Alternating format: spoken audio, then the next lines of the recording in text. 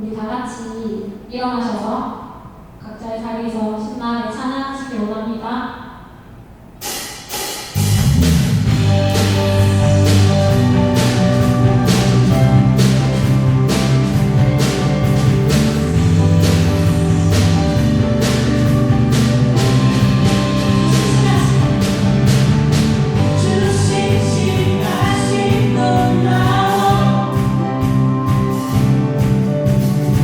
제 입에 마음을 끄네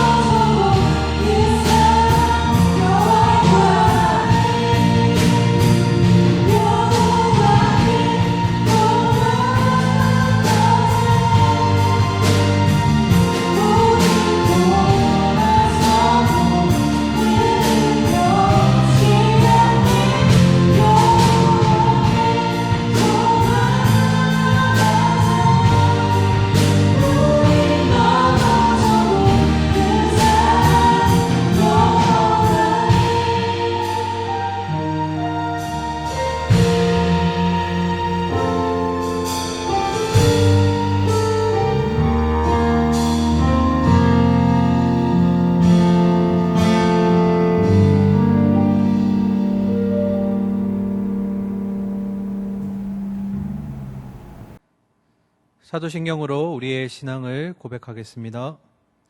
전능하사 천지를 만드신 하나님 아버지를 내가 믿사오며 그 외아들 우리 주 예수 그리스도를 믿사오니 이는 성령으로 잉태하사 동정녀 마리아에게 나시고 본디오 빌라도에게 고난을 받으사 십자가에 못 박혀 죽으시고 장사한 지 사흘 만에 죽은 자 가운데서 다시 살아나시며 하늘에 오르사 전능하신 하나님 우편에 앉아 계시다가 저리로서 산 자와 죽은 자를 심판하러 오시리라.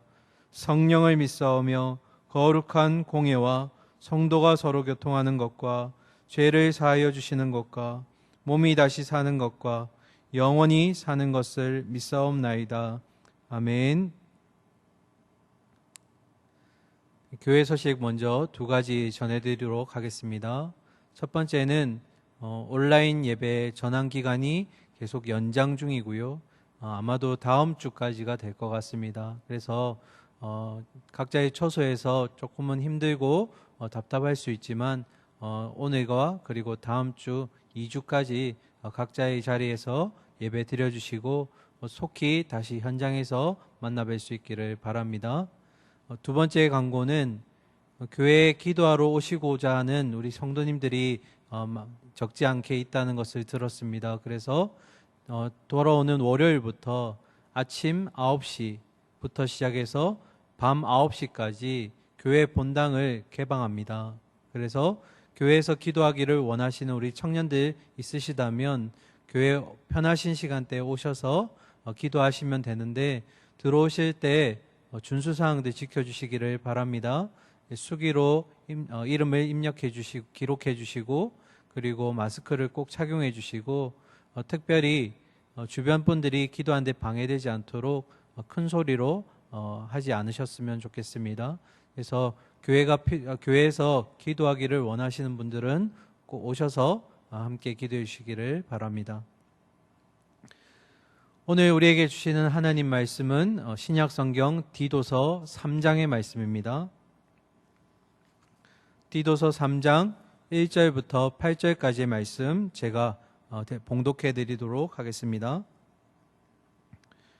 너는 그들로 하여금 통치자들과 권세 잡은 자들에게 복종하며 순종하며 모든 선한 일 행하기를 준비하게 하며 아무도 비방하지 말며 다투지 말며 관용하여 범사의 은유함을 모든 사람에게 나타낼 것을 기억하게 하라.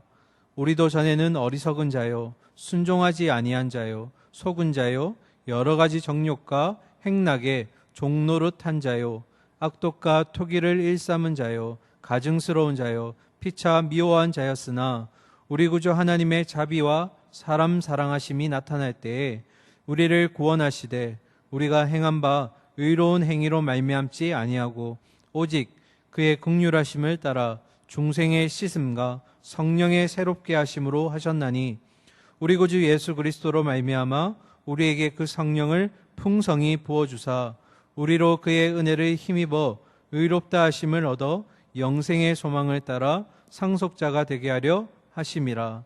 이 말이 미쁘도다. 원하건대 너는 이 여러 것에 대하여 굳세게 말하라. 이는 하나님을 믿는 자들로 하여금 조심하여 선한 일을 힘쓰게 하려 함이라. 이것은 아름다우며 사람들에게 유익하니라. 아멘. 네, 할렐루야. 네, 오늘은 지난주에 이어서 디도서 두 번째 말씀 시간입니다. 지난 내용들은 오늘 본문 안에 또 들어있기 때문에 말씀을 함께 보면서 중간중간 복습도 하고 오늘 주시는 메시지들 하나님 음성을 함께 나누고자 합니다. 자, 특별히 3절부터 우리가 보실 텐데요. 이 3절의 말씀은 그리스도인이 되기 이전의 우리의 모습에 대해서 바울이 기록하고 있는 내용입니다. 하나님과의 교제의 관계에서 끊어져 버린 육신된 상태에 있는 우리가 어떤 모습인지를 지금 바울이 3절을 통해 기록하고 있는데요. 3절 말씀 다시 한번 읽어보도록 하겠습니다. 우리도 전에는 어리석은 자요 순종하지 아니한 자요 속은 자요 여러 가지 정욕과 행락에 종노릇한 자요 악독과 투기를 일삼은 자요 가증스러운 자요 피차 미워한 자였으나. 아멘. 총 6가지의 모습이 나오는데요. 첫 번째, 어리석은 자는 진리를 깨달을 만한 능력이 없는 자를 말합니다. 그리고 두 번째, 순종하지 않는 자, 그것은 하나님을 믿지 않는 것을 의미하고요. 이 1번과 2번, 어리석은 자와 순종하지 않는 자는 결국 지성과 감성이 모두 결여된 상태를 얘기합니다. 세 번째, 속은 자. 이 속은 자라는 것은 잘못된 길로 인도함을 받아서 그릇된 길로 가고 있는 것, 흩어지는 것을 의미합니다. 그리고 네 번째, 정욕. 그냥 정욕이라 쓰져 있지만 그 속의 의미는 악한 정욕, 그리고 행락, 다른 말로 쾌락입니다. 그래서 악한 정욕과 쾌락의 종노릇하는 자들을 얘기합니다. 그래서 속은 자와 그리고 이 정욕과 향락의 종노릇하는 자의 공통점은 다 수동태로 쓰여져 있는데요. 그 말은 우리가 스스로 제어할 수 있는 것이 아니라 누군가에 의해서 누군가의 힘을 통해서 잡혀 있음, 사로잡혀 있음을 의미하는 것입니다. 그리고 다섯 번째는 악독과 투기를 일삼는 자. 이 악독이라는 것은 지난번에도 한번 보았는데요. 남을 해하려는 마음을 악독이라 하고요. 투기라는 것은 땅에 돈을 투자하거나 그런 의미가 아니라 남을 시기하는 마음을 투기라고 얘기합니다. 이 다섯 번째는 사람과 사람 사이의 관계 속에서 나타나는 의미로 관계가 파괴되는 것을 말하는 것입니다. 그리고 마지막 여섯 번째는 가증스러운 자라고 되어 있습니다. 이 가증스럽다라는 것은 몹시 혐오스럽고 싫어하는 자를 의미합니다. 그런데 성경에 보시면 가증스럽다라는 표현은 주로 하나님의 입장에서 많이 쓰여져 있습니다. 그래서 하나님이 가증스럽게 여기시는 행위들이 몇 가지 기록되어 있는데요. 우리가 대표적으로 살펴볼 것은 첫 번째, 하나님은 우상 숭배하는 것을 가증스럽다고 보셨습니다. 즉 다른 신을 섬기는 행위, 그것을 하나님은 가증스럽다 여기셨고요. 두 번째, 부도덕한 성행위 그리고 음란함에 대해서 하나님은 가증스럽다라고 말씀하셨습니다. 그리고 세 번째는 제사 드릴 때 흠이 없는 것을 드려야 하는데 흠이 있는 제물을 바쳤을 때, 그리고 부정한 방법으로 이 번 수입을 헌금으로 드렸을 때, 그리고 악행을 계속하면서 회개하지 않는 모습을 보일 때 하나님은 가증스럽다라는 표현을 사용하셨습니다. 그리고 마지막 네 번째, 일상생활에 있으면서 남을 속이거나 남의 것을 탈취하려는 행위를 범하였을 때 하나님은 이들을 보고 가증스럽다라고 얘기하셨습니다. 자, 총 6가지의 모습을 보았는데요. 이 6가지의 모습은 바로 죄된 우리의 본성을 나타내는 것이고, 이것을 다른 말로 하면 지정의, 지적인 부분과 그리고 감성적인 부분, 그리고 의지의 모든 부분들이 전적으로 부패한 상태를 얘기합니다. 이런 결과는 결국 3절은 우리에게 바울이 무엇을 알려주고자 하는 것인가 하면, 우리가 결국 구원을 왜 받아야 하는가, 구원의 필요성에 대해서 바울이 지금 죄된 우리의 본성을 말해줌으로써 우리에게 왜 구원이 필요한지를 알려주려고 하는 것입니다. 다시 말하면 이 모든 것들로부터 해방되어져서 끊어져 있던 하나님과의 관계가 회복되어야 하는 것이 우리에게 필요하다는 것을 지금 바울이 말해주고 있는 것입니다. 자, 그러면 오늘 이 디도서를 살펴보면서 구원에 대해서 구체적으로 살펴볼 텐데요. 첫 번째, 구원은 어떻게 이루어지는가에 대한 질문 가운데 첫 번째, 4절에는 구원의 원천, 그리고 구원의 근거가 무엇인지에 대해서 우리에게 알려주고 있습니다. 자, 우리가 말씀을 쭉 보실 텐데요. 우리에게 가져가야 되는 질문이 뭐라고요? 구원은 도대체 어떻게 이루어지는가? 그리고 구원은 왜 필요한 것인가에 대해서 우리가 마음속에 담아두고 구원에 대한 모습들을 하나하나 살펴보겠습니다. 4절 말씀 보겠습니다. 우리 구주 하나님의 자비와 사람 사랑하심이 나타날 때에. 자, 자비라는 것은 하나님의 속성을 얘기합니다. 우리가 지금부터 이제 구약의 말씀을 잠깐 살펴보려고 하는데요. 신명기를 살펴볼 겁니다. 이 신명기는 출애굽한 이스라엘 백성들이 40년간의 광야 생활을 마무리하고 하나님이 약속하신 그 젖과 꿀이 흐르는 가나안 땅에 들어가기 직전에 그 요단강 건너편에 있는 모압의 넓은 평지에서 마지막 모세의 고별 설교를 듣는 내용들, 마지막으로 약속의 땅에 들어가는 그 백성들에게 하나님이 하시고자 하는 말씀들을 기록한 것이 바로 신명기입니다. 이 신명기에 우리는 4장의 내용을 좀 살펴보도록 하겠습니다. 26절부터 28절까지 제가 읽어드립니다. 내가 오늘 천지를 불러 증거를 삼노니 너희가 요단을 건너가서 얻는 땅에서 속히 망할 것이라. 너희가 거기서 너희의 날이 길지 못하고 전멸될 것이니라. 여호와께서 너희를 여러 민족 중에 흩으실 것이요 여호와께서 너희를 쫓아 보내실 그 여러 민족 중에 너희의 남은 수가 많지 못할 것이며 너희는 거기서 사람의 손으로 만든 바 보지도 못하며 듣지도 못하며 먹지도 못하며 냄새도 맡지 못하는 목속의 신들을 섬기리라. 아멘. 자, 약속의 땅 가나안에서 이스라엘 백성들이 하나님이 보시기에 악행을 저지를 때에 하나님이 어떤 경고를 하셨을까요? 3가지입니다. 첫 번째, 그 땅에서 오래 살지 못하고 결국 완전히 멸망할 것이다. 두 번째, 백성들을 여러 민족에게로 흩어 보내셔서 남은 수가 많지 못할 것이다. 그리고 세 번째, 흩어진 자들은 사람의 손으로 만들어진 우상들을 섬기게 될 것이다. 결국 이 세 번째 말은 하나님의 형벌 중 하나가 곧 다른 신을 섬기게 하는 것입니다. 하나님을 섬기지 못하게 하고 다른 신을 섬기게 하는 것이 곧 하나님의 형벌 중에 하나인 것을 우리가 또한 보게 됩니다. 자, 이어서 보실까요? 29절과 30절입니다. 그러나 내가 거기서 내 하나님 여호와를 찾게 되리니 만일 마음을 다하고 뜻을 다하여 그를 찾으면 만나리라.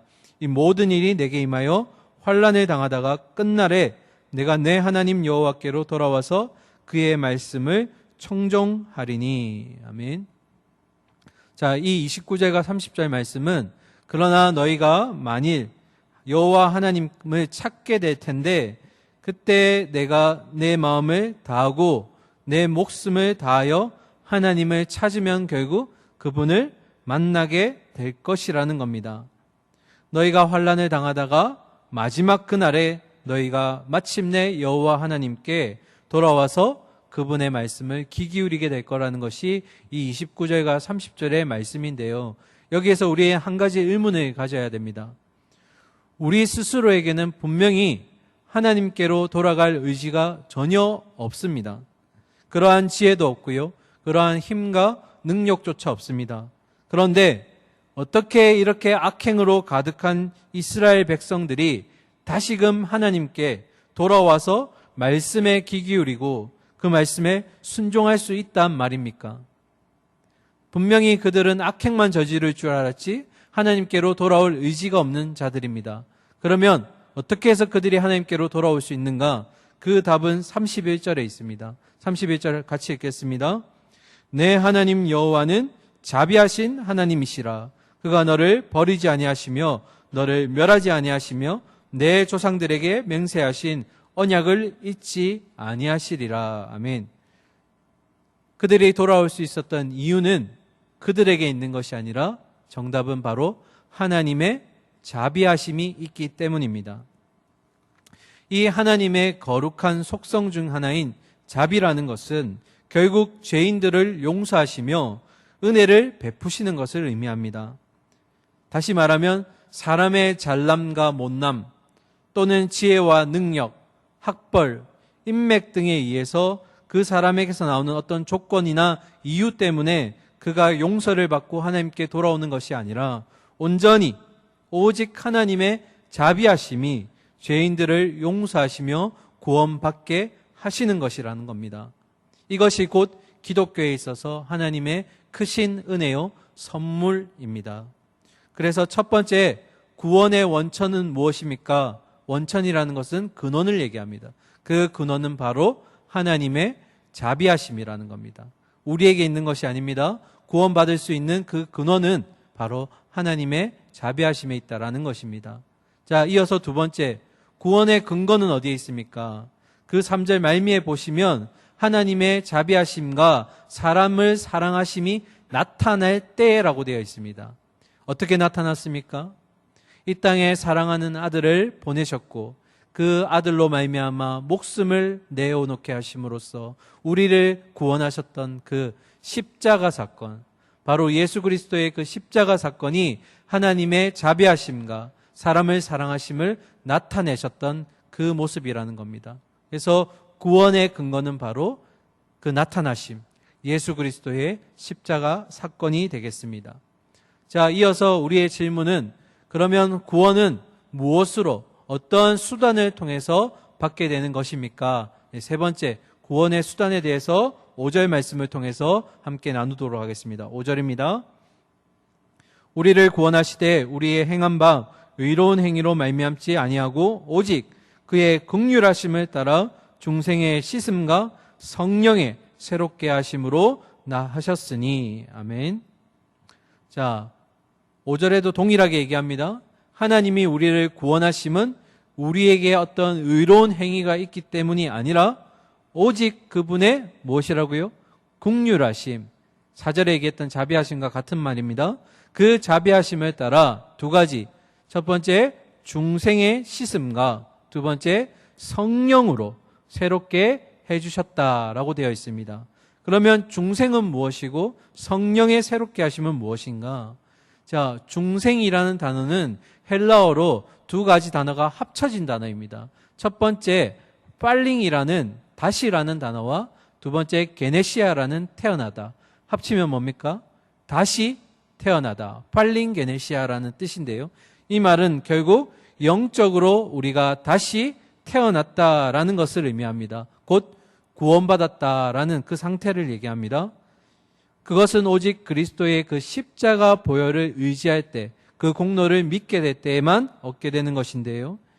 이것은 다름 아닌 철저한 새로운 시작을 의미합니다. 다시 태어났다라는 것은 새로운 시작을 의미합니다. 이와 관련해서 신학자 중에 크리소스톰이라는 사람은 이렇게 얘기했습니다. 하나님은 우리를 수리하신 것이 아니라 전적으로 새롭게 만드신다. 뭐라고요? 수리하신 것이 아니라, 우리의 잘못된 부분을 고쳐나가게 하신 것이 아니라 완전히 새롭게 만드셨다라는 겁니다. 아주 오래전에 성전에 들어가신 예수님에 대해서 제가 청결이 맞습니까? 척결이 맞습니까? 라는 질문을 드린 적이 있습니다. 기억하시는지요? 예수님은 그 성전 앞에서 매매하는 상인들, 그 성전의 가치를 왜곡시키는 자들을 깨끗하게 정리하셨을 때 청결하게 하지 않으셨고 척결하셨습니다. 그 말은 성전의 의미가 다시 바르게 세워지기 위해서 그냥 정리정돈하고 청소하는 정도가 아니라 완전히 새롭게 하셨다라는 척결의 의미를 사용하셨습니다. 동일합니다. 오늘날 성전된 우리는 하나님이 그냥 보수하시고 안 되는 것들을 개선시키는 것이 아니라 개혁하셨다라고 말씀드렸습니다. 사람이 그냥 잘못된 것들을 다독다독 만들어가면서 우리가 성장해 나가는 의미가 아니라 완전히 큰 틀을 바꾸셨다. 그래서 기독교에 있어서 가장 중요한 것은 바로 척결과 개혁이라는 것입니다. 자, 그게 의미가 중생이고요. 그리고 중생의 씻음이라고 했는데 이 씻음은 세례를 의미합니다. 여러분들이 오해하시는 것 중에 하나가 바로 물세례에 대한 부분인데요. 물세례의 정확한 의미는 예수님을 믿고 예수님의 보혈을 통해서 깨끗게 되었다는 것을 겉으로 상징적으로 보여주는 의식이라는 겁니다. 무엇이요? 물세례가. 그래서 여러분, 그 물세례의 의식에 집중하지 마시고 그 속에 담겨져 있는 참된 의미가 무엇인지를 우리가 깨달아야 합니다. 세례를 통해서 우리의 이전에 있었던 모든 더러운 죄된 본성들을 깨끗하게 씻어낸다, 중생한다라는 의미가 바로 이 물세례 속에 담겨진 의미라는 것입니다. 우리가 물세례 속에 의식을 집중하는 것이 아니라 그 의미를 다시금 기억해야 한다라는 것이죠. 자, 두 번째, 성령을 통해 새롭게 하셨다. 다시 말하면 성령 하나님을 통해 우리가 새롭게 되었다라는 의미입니다. 중생을 통해서 우리가 그리스도인이라는 신분만 바뀌게 된 것이 아니라 그에 알맞는 자격을 갖추어 가야 하는데, 그러기 위해서는 이 땅에서 우리는 개혁되어져야 되고 변화와 성장을 경험해야 됩니다. 그것을 돕는 분이 바로 성령 하나님이라는 것입니다.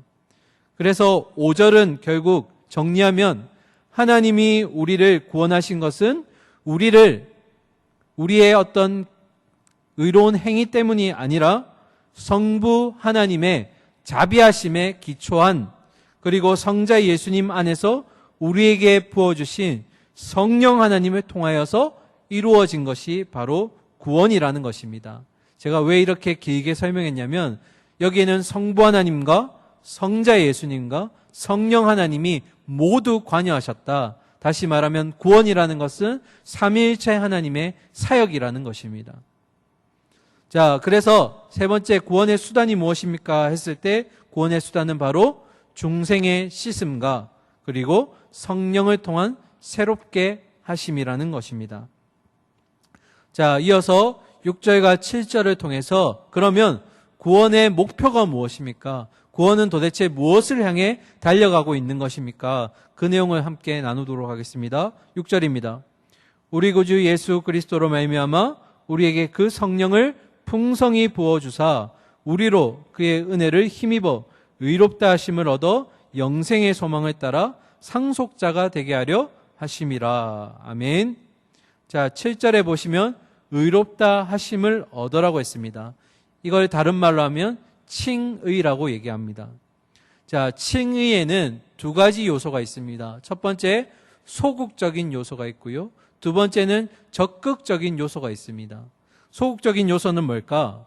예수님이 우리로부터 그 죄된 본성을 모두 가지고 가셔서 전가받으심으로써 우리가 과거에 지었던 죄, 현재에 지은 죄, 그리고 미래에 짓게 될 모든 죄까지 용서받았다라는 의미가 바로 칭의에 있어서 소극적인 요소라는 겁니다.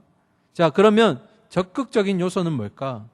적극적인 요소는 결국 그 의로움을 받은 우리가 하나님의 자녀로서 영생을 누리게 되었다. 이 영생이 바로 칭의에 있어서 적극적인 수단이 되는 것입니다.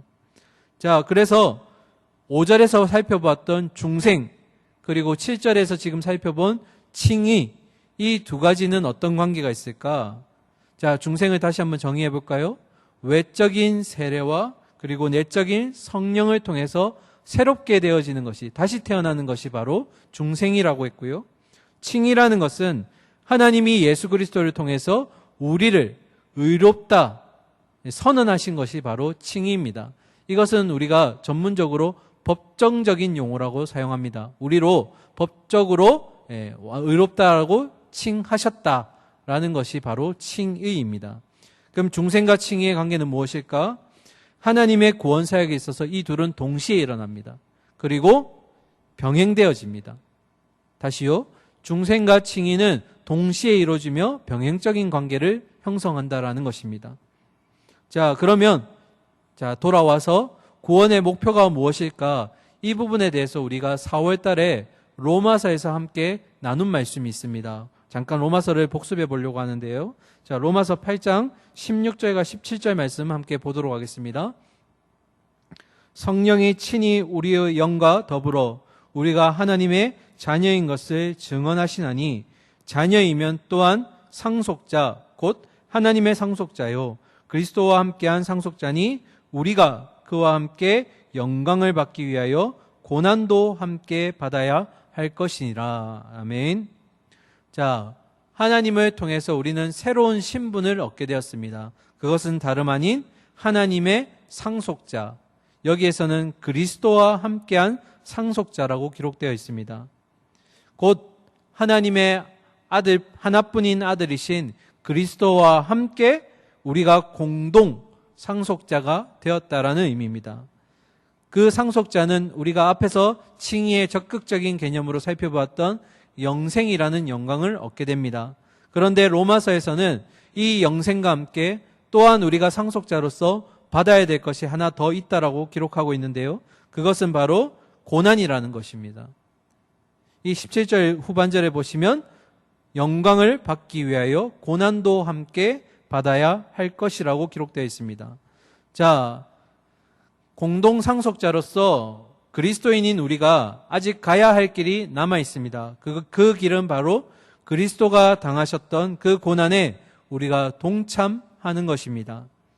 이 험난한 고난의 인생길 가운데서 우리는 그 고난을 감당해야 되는 의무를 가지게 되었습니다. 그러므로 우리가 그리스도를 믿게 됨으로써 받게 되는 고난은 상속자로서 당연한 의무라는 것입니다. 사실 생각해 보면 고난이라는 것은 그 누구도 하고 싶지 않은 것입니다. 어떤 분은 이렇게 얘기하십니다. 2번 다시 우리가 광야에 들어가고 싶지는 않습니다. 그 광야를 경험한 자는 다시 광야로 들어가는 것을 원하지 않습니다. 고난이라는 것은 그 자체가 어렵고 힘들고 또 싫습니다. 그러나 이 고난을 그럼에도 우리가 찾아왔을 때 기뻐할 수 있고 견뎌낼 수 있는 이유는 첫 번째로 그리스도께서 우리와 그 고난에 함께 동참하시기 때문입니다. 그리고 두 번째로 그 뒤에 우리가 받을 상속자로서의 영광이 있기 때문입니다. 우리가 세상을 살다 보면 이런 드라마나 또는 실생활 속에서 상속자의 모습들을 보기도 합니다. 상속자들이 나중에 부모가 물려줄 유산을 위해서 부모의 마지막 그 노년을 복량하는 모습들, 어려운 가운데서도 참고 견뎌내는 모습들을 단편적으로 보기도 하는데요. 우리도 동일합니다. 영광이라는, 영생이라는 우리가 유업을 얻기 위해서 우리가 이 땅에서 주어진 고난들을 감내해 나가는 것입니다. 그런데 그냥 혼자 감내하는 것이 아니라 그리스도와 함께 그 고난을 뚫고 나간다라는 것입니다. 자, 그러면 우리의 다음 질문은, 그러면 그 영광은 도대체 어느 정도이길래 고난을 참아낼 수 있는 겁니까? 자, 이어서 18절 보실까요? 로마서 8장 18절입니다. 생각하건대 현재의 고난은 장차 우리에게 나타날 영광과 뭐라고요? 비교할 수가 없느니라. 할렐루야. 우리에게 주어진 고난은 이 땅에서는 참 힘들고 버겁지만 그러나 그것을 견뎌내고 참아낸 자에게 주어질 영광, 그 영생이라는 것은 이 땅에 주는 고난과는 결코 비교할 수 없다라는 것입니다. 비교되어져서 안 된다라는 것입니다. 그런 의미에서 이 영생이라는 단어는 단순히 영원한 삶을 의미하는 것이 아닙니다. 그냥 오래도록 산다, 죽지 않는다, 그런 단편적인 의미가 아니라 하나님이 주시는 그 영원한 생명으로 결국에는 하나님과 막힘없는 교제를 영원히 누릴 수 있다라는 원창조의 회복을 지금 얘기하는 것입니다. 중요하니까 다시 얘기하겠습니다. 영생이라는 영광은 단순히 죽지 않고 산다라는 의미가 아니라 끊어졌던 하나님과의 관계가 다시금 막힘없이 연결되고 그 막히지 않은 통로를 통해서 우리는 영원한 복의 자리를 누릴 수 있는 원창조로 회복된 것을 의미합니다. 그래서 네 번째, 구원의 목표는 무엇입니까? 그 목표는 영생의 소망을 따라서 하나님의 상속자가 되는 것입니다. 네 번째 마지막 다시요. 구원의 목표는 무엇입니까? 했을 때 우리가 구원의 상속자가 되어서 바로 영생의 소망을 얻게 되는 것을 의미합니다. 자, 이어서 다섯 번째입니다. 그러면 우리가 영생에 대해서 원천도 보았고 근거도 보았고 그리고 수단도 보았고 그리고 이 마지막 이제 보아야 될 것이 구원에 대한 증거입니다. 구원의 증거가 무엇일까? 8절 말씀 보겠습니다. 이 말이 미쁘도다 원하건대 너는 이 여러 것에 대하여 굳세게 말하라. 이는 하나님을 믿는 자들로 하여금 조심하여 선한 일을 힘쓰게 하려 함이라. 이것은 아름다우며 사람들에게 유익하니라. 아멘. 이 말이 미쁘도다라는 말은 이 말이 참되다라는 의미입니다. 자, 디도 너는 이런 것들에 대하여 자, 이런 것이 뭡니까? 우리가 앞에 살펴보았던 구원 이전의 우리의 죄된 모습, 그리고 구원의 원천, 구원의 근거, 구원의 수단, 그리고 구원의 목표, 곧 다시 말하면 구원의 진리를 얘기합니다. 이 진리에 대하여 힘쓰게 하려 함이라. 다시 말하면 굳세게, 확신을 가지고 말하라라는 의미입니다. 이는 하나님을 믿는 사람들이 선한 일에 힘쓰게, 다른 말로 전념하게 하기 위해서 디도 너는 이 구원의 진리를 힘써 다른 사람들에게 말하라라 의미입니다. 자, 여기서 우리는 중요한 진리 하나 깨달아야 됩니다. 그리스도인은 선한 일로 말미암아서 구원을 얻는 자들이 아닙니다. 다시요. 그리스도인은 선한 일들을 이루었기 때문에 구원을 얻는 사람들이 아닙니다. 이와는 반대로 그리스도인은 구원으로 말미암아서 선한 일에 힘쓰는 자들입니다. 구원을 얻었기 때문에 예수 그리스도를 닮아가는 이 땅에서의 삶 가운데서 우리는 선한 일을 베풀게 되는 것입니다. 구원받는 것이 선한 행위 때문이 아니라 구원받은 자의 마땅한 삶의 결과가 바로 선한 일을 행하는 것에 집중하는 것입니다. 그래서 선한 일은 결국 구원의 열매가 되며 구원의 증거가 되는 것입니다. 이런 선한 일을 힘쓰기 위한 구원받은 자들의 모습과 대조되는 자들의 모습을 우리는 디도서 1장에서 살펴볼 수가 있습니다. 디도서 1장 16절 보실까요? 그들이 하나님을 시인하나 행위로는 부인하니 가증한 자요 복종하지 아니하는 자요 모든 선한 일을 버리는 자니라. 아멘. 자, 여기서 말하는 그들은 거짓 교사들. 입으로는 하나님을 믿는다 얘기하고 시인하지만 그러나 행위는 부인하는 자들입니다. 자, 그들로 하여금 굳세게 말하라. 하나님을 믿는 자들로 하여금 조심하여 선한 일을 힘쓰게 하려 함이라. 자, 이 말은 구원에 대한 올바른 깨달음과 체험은 결국 사람으로 하여금 새로운 삶을 살아가게 하는 동시에 삶에서 아름다운 열매를 맺게 한다라는 것입니다. 다른 사람들로 하여금 하나님과의 바른 관계로 돌아오게 하여서 거룩한 영향력을 끼치게 하는데 무엇으로요? 진리를 굳세게 전함으로써 그리고 동시에 선한 일을 행함으로써 그렇게 된다라는 것입니다. 자, 그러면 여기서 구원의 열매이며 증거가 되는 선한 일이라고 했는데 그럼 선한 일은 무엇일까? 우리 지난 주일에 디도서 2장을 통해서 선한 일에 대해서 각 계층이 어떤 일을 해야 되는지 바울의 명령을 살펴보았습니다.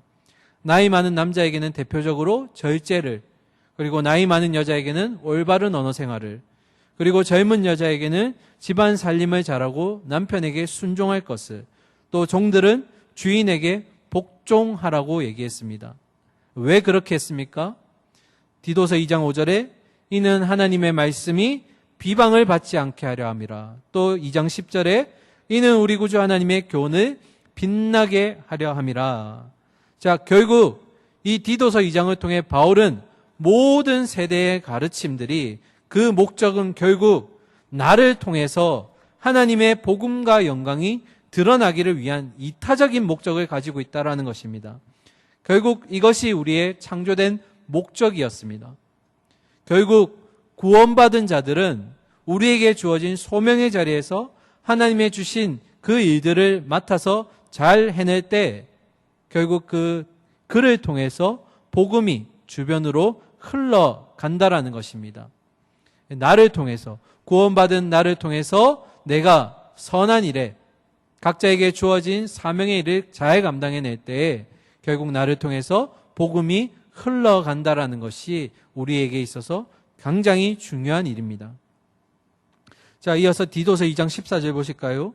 그가 우리를 대신하여 자신을 주심은 모든 벌법에서 우리를 속량하시고 우리를 깨끗하게 하사 선한 일을 열심히 하는 자기 백성이 되게 하려 하심이라. 이 말씀이 굉장히 중요합니다. 왜 중요하냐면 우리가 구원받은 자로서 선한 일을 할 수 있도록 하나님이 누구를 주셨다고요? 자신의 하나뿐인 아들을 우리에게 내어주시는 값을 지불하셨다는 겁니다. 무엇을 위해서요? 우리가 구원받은 자로서 선한 일을 할 수 있도록. 그만큼 이 선한 일이라는 것은 굉장히 중요하고 굉장히 소중한 것입니다. 이어서 3장 1절의 말씀 보실까요? 우리 본문의 말씀인데요. 너는 그들로 하여금 통치자들과 권세 잡은 자들에게 복종하며 순종하며 모든 선한 일 행하기를 준비하게 하며. 자, 그러므로 우리는 구원받은 자로서 복음이 우리를 통해 흘러갈 수 있도록 선한 일을 하기 위해서 미리 준비가 되어 있어야 한다라는 것입니다. 그냥 내가 나가서 막무가내로 부딪히는 것이 아니라 내가 주님을 닮은 자로서 어떻게 나를 통해서 주님이 비춰질 수 있을지를 미리 염두에 두고 생각하고, 내가 오늘 주어진 소명의 자리에서 사명을 감당할 때 내가 어떻게 이 일을 해야 하나님이 드러나실까 미리 염두에 두고 준비해야 한다라는 것입니다. 우리는 하나님의 자비하심과 그리고 예수 그리스도의 십자가 보혈을 통해서 구원이라는 자유와 해방을 얻게 된 자들입니다. 이와 동시에 하나님의 상속자로서 썩지 않고 사라지지 않으며 멸망하지 않을 영생이라는 유산을 우리가 소망으로 받은 자들입니다.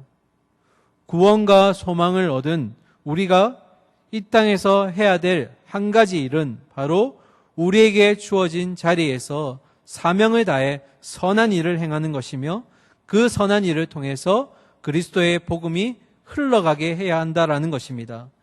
이로 인해서 겪게 될 고난과 어려움들을 우리는 또한 감내해야 합니다. 사랑하는 우리 청년 여러분, 지금 우리에게, 나에게 주어진 그 소명의 자리에서 우리가 사명들을 잘 감당함으로써 나를 통해 예수 그리스도의 빛난 영광이 내 주변에 환하게 비출 수 있는 그런 그리스도인, 구원받은 자로서의 모습을 이 한 주간의 삶 가운데, 그리고 우리의 남은 여정 가운데 드러낼 수 있기를 간절히 소망하고 축원합니다. 함께 기도하겠습니다.